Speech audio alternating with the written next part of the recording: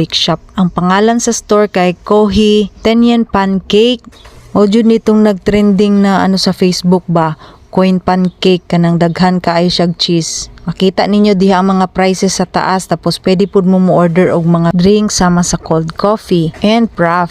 Ni try ra mig order og isa ka buok kay gusto lang man jud nako ni matilawan, pero pwede ra pud ka mo order og dinaghan. Oy naa sila klase-klase nga flavor diha Pero ang kaning best seller gyud nila kaning original nga may cheese. Kunya diha gipakita na nila na naluto na. Human ilahan na dayong gibalot aning karton nga mura pug coins. So, nindot kay tan-awon. Packaging pa lang lami na. Shout out kay Ate Ganda nga nagpa-video gyud siya ba. Nya may kay pag-entertain niya sa kuha. So excited kaayo mi ani makatilaw no. Pakita lang jud namo ninyo ang among experience. So pag open na ko ana tapos akong gitunga, init-init pa man pagbira na ako, nakita na kayong cheese. Oy, naunat na. Unya ako na dayong gitilawan diya.